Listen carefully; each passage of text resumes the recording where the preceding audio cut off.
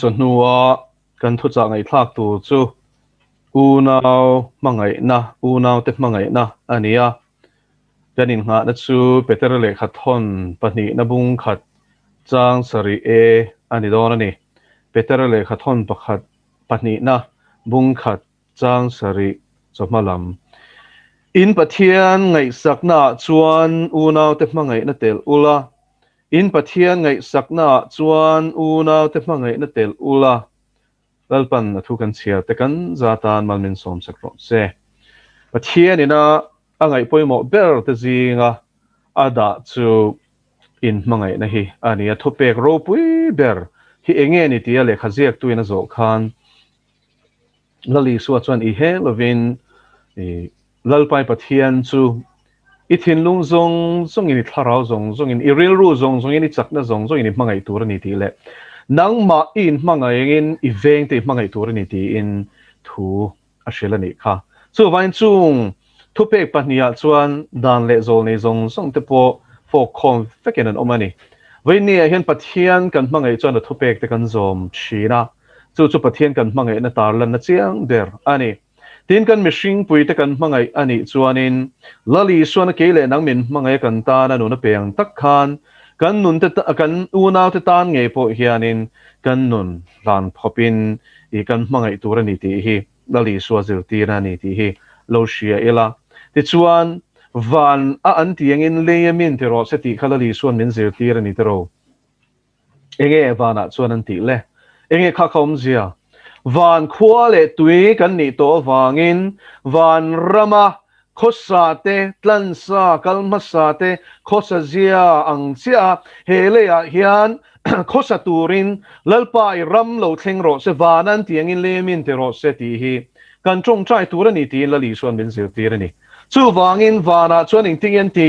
anim mangai ni tro pathian zong songin an mangaya ti chuan van khua le tui om zong song te khian lalpan a mangai angin anin mangai tonani chu van ram tu ni ko na te ovini a hian khovela hening wangin nge chuan enge helai hianin asoi tumber kan ti chuanin u nautin mangaya hianin van khwale tui kan niangin van rama chuanin anin mangai ema pathian an mangaya van rama omte mithiang him kal masato te thuthlung lui le thuthlung thar hona kal masa zong song te po chu rama chuanin mangai em an omani ti kan shiani chu tiang chia chuan le a hian atini van tin lemin tro se ati hian leya atan sa te po in van anin mangayang hian leya hian kanin mangai turani ti nani chu pathian fa kan ni na lan chhuana dik takani ti hi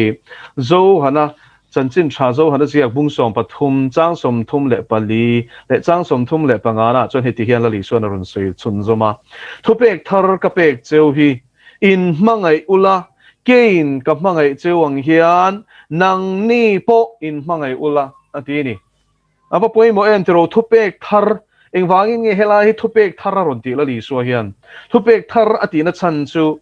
thutlung lui a khachwan lali suwa chan sin chu zol nei ten an puang china dan le zol nei ten na sat takin an puanga a chan chin aron pian na khwa turte ron seilen na tur khwate kantana tor turte athisena luan tur thute a thole tur thute engkim mai khan lo suya ma selen chu ta chuanin lali suwa chu ti sa la changlo ni tro ti chuan chanchin tha zo hana jiak chuanin thu chu ti sa lo chang tin min shil ta ni bung khat chang som palina khan ti chuan chu thu ti sa ron chang chuanin thu thlung luya pathian ina thu min pek zong song kha a takina ron nun pui ta ni lalpa chu fakenom ro se chu wangin eden huan bo chiat na tanga pathian na tanga sa kha ka om to te pathian ne na in som na reng nei to lo mi shing mi bo te chu pathian in atira min sia manga kan nun thiam le the na turin athu amin shila chu afa pa chu ataka dai turin aron ti ta ni lalpa chu fakenom ro se chu vai ni hian ring tu te na kan enton ber tur chu la li suwa hi ni chulali suwa chuan in ngai tlom na te mangai na te thu noi rol na te engkim mai kha thafam kimin aron po chuaka pathian ina mi shing te tira min siam om tura min du ang zong so chu lali suwa khana fam kim ti na ni chu chu a fam kim na chuenge a to pa chuan a hmangai te ta na no na pe ni tero lal pa chu fakerom ro se chu ni u nau tin hmangai na chu zo hana bung som panga ke gre pri tak takani kapa huan en kol tu ani ati chona kharin mi in a u nau ta na anu na pe ka liam hmangai na saum lo ti ni khatero chu enga soina nge ama chanchin a soina ni a unau ti te chu tu te nge ama ring tu te hin ni lal pa chu fakiram ro se go nau te veina thupe kan zira hi pik takin ni khovel mangai tur kan ni ring lo tu te de tharau bo bral mei tur te po mangai tur kan ni adik ma se vein ni thupe kan zir me ka hi chu vein ni mangai na thang lian tur lal pan min ti na chu krista zar kan unau kan ring tu pui te hi ni hei hi van poi mo te lul em te ro a chan chu ring tu kan in mangai lo chuan eng ting e mi lali suwa ke marian mu theng le tero vai ni ai hen lali suwa hian helai thu hi ngai poi mo em ani a chan chu ama nge hin khovela mi shing alo piangin he khovela nge hian mangai na om zia chu at takin ron lan tira thu mai na zir tir lawa anuna khana ron nun chwa puya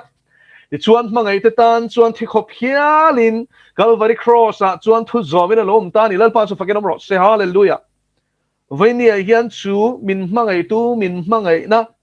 mi na una ta na nu na pe ka liam mangai na sa lo ti tu chuan a una te tan chuan nu na ron hlan ta ni chu le lalpa chu fakenom ro se chuan thu pek thar enga tingeti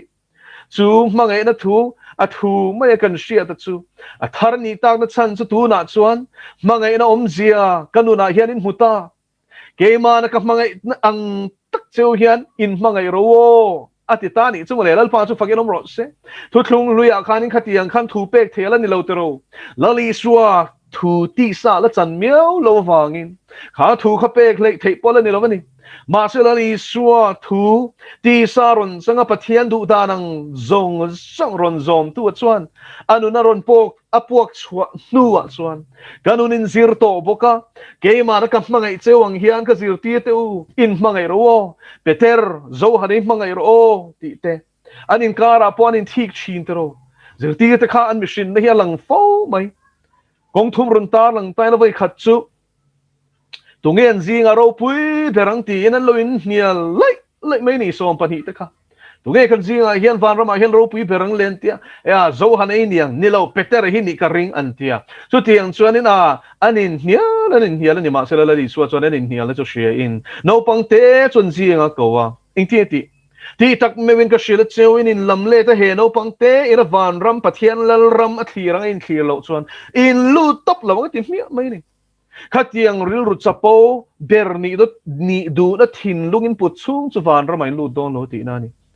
ava han poimo te lul entero chu van chapo na lal pan khami tum khana chiat ani chu hallelujah chuan dang le chuan phubalak du na ron chiat le a zo hana le zakopati chu bo energia khopui rifate ti in lal pan a ko ni khatero a chan chu la nge pathian thin urna po ko thadu mai ang khan ta samari khwala li suwa thushila kalchum khan jerusalem lam a hoivong pogawang samari mi te chuan an lom talowa an khwarong bol tur po khan an du talowa ni khatero ta chuan zo hanale zakopa zebedai fa pa bon energy atiala li suana soite an minga phua chakte chuan ti hian an ti tani lalpa vana changin me he khwa nang ma du lo tu hi ti boral turin kan ko thamei don em me an ti ni in mizo bible bsi le na chuan in mulawang parallel kha chuan ka ring chuta chuanin english kan en chuanin hey nge corrupted lo text atanga translator chuanin eng kharau ngen chanin shelo atini kharau chial hin ke mani oma hian phubala kamo midang te ti hlum du chuai na hi khatiang anilo hallelujah alpa chu fakenom ro se chu he khovel lal ruk rupa rutu re tilhum tu le ti chetura ron kal setana sia so kani chu wangin in kharau chan tu tangen ni tin in shichiang lo ni kha ati a khap dai ni khatero an ni chon la li suan lom lo wangin a shem ngal mai khan du ma selal pan arem ti reng lawani vain ni hian zir ti te nge po kha anin kara khanin tero ne wom china zo hanale zako pate pe chuan pakhati ding lama le ve lama min chutti ro ten tia chu ka thu ni lo kapa thu ni ti na chang ani kha chu wangin vein ni hian machine na khan azir ti te nge apo khana na se ema mangai na kong khalali so na lo va han zir ti na se em zil how an ngai huna chona zil hawa an ti sa aron pon det khan lalpan alo chia sak china ti chuan tlom na nun te zil tira in jing ro pui der chu mui zong chia lom ro se mas ber ni du chu nung berom ro se o khovel zia nen chona vai nang lo em te ro ma se chu mangai lal ram zia ni ti hi vai ni hian ring tu te u isha thar leng u thu pek thar ka pek cheu hi ti om zia chu ni ama nge in azir tira ama nge chu leile van lal bermin tlan tu min siam tu pathian ni ma sela tlom na chu thu mai soi lovin mo athi don zan khanin azir ti te ke kha ama nge na sil sakani khatro a hun la ke sil om zia shethiam lo tan chuanin lali suatlom zia hi sia ta har ome rom hun lai chuanin ke hlirin an kala a sakor to lai lir te bong to lai lir nei phachin kha chu mi ho san nia tin a sal an mani zon tu nei te phei kha chu lal tak te chawan nia a min bui min mir kha chu ke in an kal shin ani kong tam tak kha rom lal ram kha ne siam ve a ta chuanin sakor to lai lir te bong te engkem mai ran te pon khal na mon ani awang khan ran ek nen vai vut nen ania ra pal te pon ne ang tero phim khur sen pon ni lo mai thei chu nga chuanin chia lo noi nung berna chu tianga khol khwa tanga ron jin emo in leng an om reng khan chia lo apo khanin changsang deuh le chang enge an niam deuh khan omani chung jing an niam ber na pui ber chu tianga mi khwal ke bal takaron lut te chu an phei khok lo hli saka an ke mai hu na lo sil sakha anani pon lam bol hlo aron pulu tur kha an thiang lova ti chuan a lo sil sak chin ani chu chia lo noi nung ber na ni go naw ti nga tinge peter khan in sil top lo nga ti na chan mo adniam zia asia aman vek alal pa ina ke an sil tur kha angai ngam lo ani ma sela li suat chuan ka sil lo che chuan ka ne na chani nei lo ati si ani kha ke sil khamo in ngai tlom na ni ba ka lali suan atana ati thiang lim na ni bok dal pa chu fakerum ro se voini hian chu in ngai tlom na nun vor top lali suan nu na kan mu chu avaro puite lul entero voini hian chu nun chu atakazir tu te kan ni the na turin ama nge in en ton tur min nu chen ilal pa chu fakerum ro se en ton tur min nu che hi avahan ro puite lul em lali suan nun zir tu te in e cheu te ang u ti chuan hela hianin ing ti ti le inin mangai chuan mi zong sungin ka zir ti te in ni ti sumia chuan an shia nga ti ni lal pa chu fakerum ro se ring tu te enga hian nge ring tu kan ni tian shia tang kanin mangai na sin ko na te oveina kan zir tur hi mo apoi mo lutuk enga tinge rin na kai lo na hianin achung lama da peter hian apoi mo e malo ring tu te ni e shiat na ko nga thang lian tu kan in sum na poi mo lutuk kan soi vek to chung chu chel apoi mo zia te kan zira tor na kan ma chon nge ngi do wangin chel angai ni ma senin zanin kan vainia kan zir hi fa han poi mo te lu em ava han practical em ring tu nun dik takani kanin mangai chuan chumia chuan mo ring lo tu te hian I swazir ti te kan ni tian shadona sin go now is bangta pu lal chuang lian na a full-time ministry lu ta concern ho to pa yana soi galashia train chu Calcutta I mifing anti ho khwanin ring tu te hi kong tin re nga hian min hnial hian so em maya athua chon min hnial an so ani Hindu sa khobia an nia chuan an fing em a khovel thil a po shiat an nga kong tin re nga Christian thurin hi chu kan so ni ma selangin ka shia thiam thei mi lo chu ti lom chu pa chuan ka shia thiam thei mi lo chu in shengai reng lo hi aron kal khoma Christian zinga hian u now kum tam tak in chen tong maya anin loma anin mangai thei hi makkati ni hi chu ka shia thiam thei lo ti awahan ro pui te lul em te ro ani chumia chuan ani khoverin pathian ta kan ni ti aron shia don ni ka u now teu voini hian big takin kan ring to pui te hi I in mangayang o kan trong ka chuak ti chi al khong ai na khat lo ni ro se te ro chu chu mang ai na changa chuak trong kam om dan tur ni rongin bol sak tom te hi nuam ti tur kan ni te ro hallelujah al pa chu fakiram ro se keilal derila midang hian ka rong bol sela ti lam ani lo aro pui ber hianin chiak lo nun hi kan zil tur ani chu chu ni la li suai na mangai na nun thu mai ni lava an nun min zil ti ra chu ama nge na zil ti te ke silang te khan voi ni hian heng te kan van ti khat to em te ro voi ni hian thu taka hian kan kir le he van nga em lali suana ti tin chu ke sil taka phei chu lali suwa chuanin hetiang hian rongin bol sak ton ro min ti sin kan van ti khat to te lu em voi ni hian pathian ro puinan chau ka soi du Tharau baptisma ka chan tir kum sang hi le paruk khan lalpan chu rong bol nan ha chu keng ko tur mi ti tatlat mai ni chu chung line chuanin kan biakin po hi kan la salova biakin nuai hi kan lua a chuat te po kan la plaster fum felo vaivut hi tam em mai han lam tam phei hi chuan I ain thla shonom zo ka chutianga chuanin lalpan thumin petani chu zan khat chu thu ka soi hi sut kha ka have zarani mo nal theng berin ka in chei ve ma selal pa thuron thleng chu mo bok khupin upale rong bol tu te zong song ko chuak la pulpit ma adin tirla ti chuan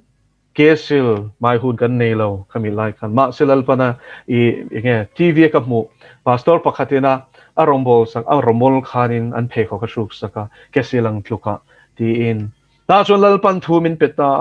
bok khupin upale rong bol tu te phe kho ke I romol khan su fairo min ti tani suit nen chuanin bok ta thlar mai ni avahan nuam te lu a thian thu oi khavahan nuam go now teu lalpa thu kan oi na zel hian pathian ni ro pui ti kan siam o vainia hian khovel mi te chuan a lal thiam a piang le lal shot thiam a piang hian choi moi te ro an pu enani farisai ho te po lal pana ngai theilo na chanin shu thiam to lal ni khan an chak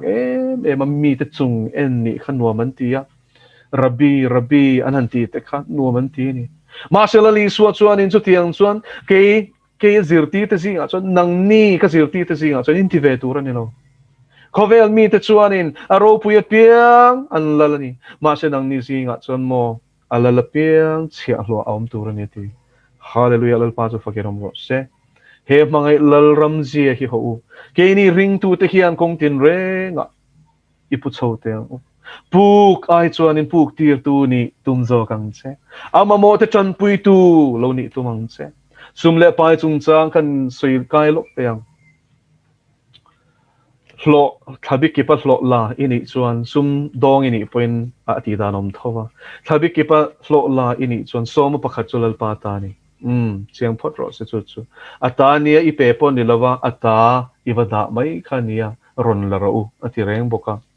ti chuanin soma pakwa in ei hing ti man tur nge ti helai hian in mangai dan practical in ka soi don ni imamo leinan mangro chung kwa a ni tin mo thatin bill pe ka ngaya mi in lo ten ni chon in lo man te pe ka ngaya electric bill gas o erong bol na chot me bu fai khang zong song kha leile la adot le a chuan savings nei turani mo savings nei nge turani a enga tan nge chu chu ka soi don chi ani chu mang zo vek su isum nei hi tam tak chuan ni kan tan kan save thina ni tro ma se zvein ni ka soi du chu mangai na takai man thei dan ka zil ti don che ka una chu ta chuan in sum call in ei chan tur chu kamamo hun takin damlo ni khwa engamo emergency amo in kala sadu anga ka fa te le khazir nan ti te pon nu le pa te chon in lo call ani me thei in call sana kha chu ti khan enge ka sei zo vek to in ka share amaro chu chula chuan in real wo tel tur ka du zo ka chu ka una midang te chan pui tur hian da shan ne yang che midang te chan pui tur hian da shan ne yang che amamo piang te ta na huna luang chuak tur hian in imamo tan mai ni lovin tu te moinan nge an mamo huna tan hian in khe khol nge ro mangzo vek su isum ani ma selangin lalpa ta nei hlan the na dana kha a omani lalpa ta na chu tiang e da chuan pathianin alwan chuat na tur a ko mong che mo chu wangin mamon huna khanin kada tang khan khale ani mai ni I real ru ina chu tiang ta na in buat sei lok chon pek turi nei don ni tero ring tu ta na shom em chu enge pedu si pek tur nei lo hika ani chin tero chu krista real ru kan chom pui to chuanin kan real ru pun si ani to chin ani kan real ru siam thar ta lo ma thu hian chu wangin I chan pui ngai ta chan pui thei tur din mon da ding tur chuan lo kholang che mangzo fek su in ei zong zong kha pathian tan da ro pathian mi te mamo tan da ro tin thil pek chung chang la li swamin zil tin ro pui em mai chi kud ding la min ti chu ve la min su se I pe zo hi thei hil hal ro hallelujah lal pa chu fakenom ro se so mi ni da ka la chu ti za chu ka pe a ti chin cher kir kir kha atul kher lo I pe ni chuan pe ni mai tok thin lung takin lal pa rong bo langin pe la abak chu alom amo arul na rolo tu chulal pa ne na tangin dong don ti sia in ti mai ro put let emo an rul let be se kher kha atul lo ni ti na ani chu ti chuan chu sum le pai hi kanin chan pui the na poi mo takani adot le ka sei du chu I hun I unaw tan pero I unaw tan hen I hun pero Christian achan chula li suwa chuan mo chola du em thu kan mu ni bible ah hian chan chin tha te khalo chial la ta chuan ni leng in ronga bola sang te le nan bor lui a how tak tan tur le a chau dan tur kha I suang tu phalowang voi khat chu rong bola kan kal ve hi rong bola ka kalpon ni lo ina hian in leng hi kan ni an ron leng zut maya soi tur hilal pan min pezel box ya ka chau mai ni chu in leng pathum vel ka nei to kha chuan in ti khan an tui hal si an mamo khalal pan min soi ti sel boxia chau em ka om lai chuan in he thu hian mi ron chau ta ni chu ke chu in leng chong thum chawin ka nei lali suwa chu asang telin voi khat changper panga le sangha pahnia shrai ringot po kha sanga ni kha patling ringot ro chung te chu o thei to pin pathian thu zir ti rangai ni khang lai khan loudspeaker PA system kan tiang hi om velo hallelujah al pa chu fakenom ro se a khongai na hian eng mo hi lal pan min tem tir ve nge pathian ina kal tlang lali suwa chau dan turte khata chang khan tle ma them te hi min tem tir ve ka ti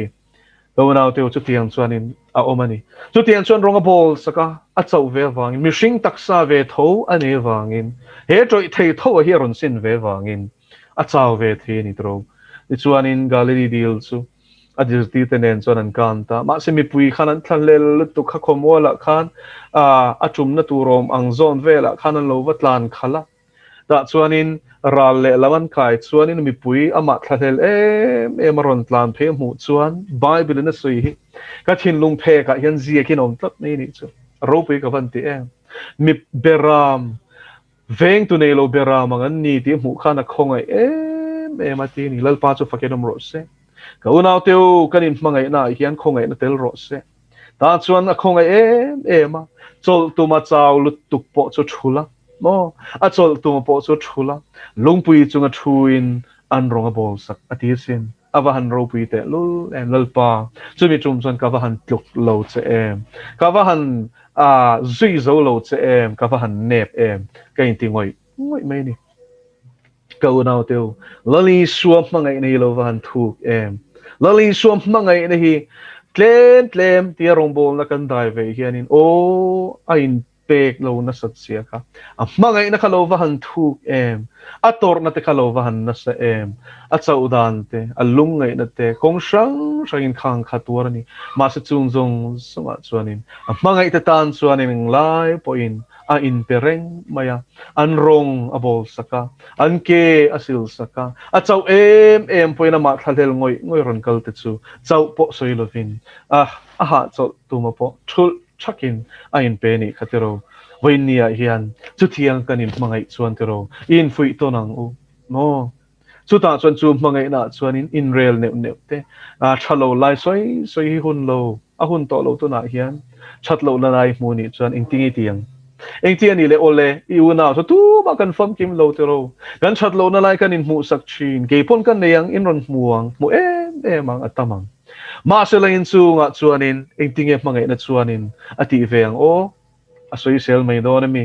tu te mon ne na varel parship mai do na mi nilo tero atong trai sakang lal pa chu fakedom ro se Peter chu setan chuan mola li suan ne na bu khia khei turin adilasin izir tir te himo min pete anchak lo na lai khashero puise mel mapa khan ma se la li suan chani ti ka chong chai sak chin cheu ti hallelujah hallelujah zo hana bung som pasari phei chwe kan zawai ta na chong chai sakasin kan fam kim wangen mi kan ta na chong chai nilo kan chak lo zia asia ta wangin kan tan pa ne na he le chwa san ma khan lo chong chai sin chu mangai na sia chu vein ni hini puteng utero kan ngai da nang lo dewan puta wanga chong kam deng khong de dewa den choi ai chuanin e lalpa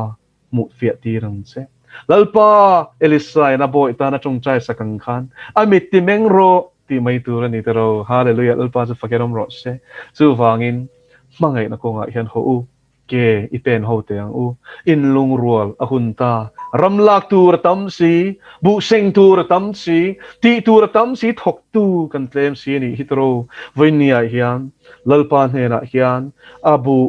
abu seng tur hian thok tu idilang u tin kan dil rual ke heta hika ome mitir ta che ti rilru puchungin kan dil don ne o chenom pa hiti ro lalpa ti rilru ne lavin atula ni chon ke nge po hilalpa mintirang che ke heta hika ome kan te don nia lalpa na thu kan zil tak te kan zatan malmin som sakro se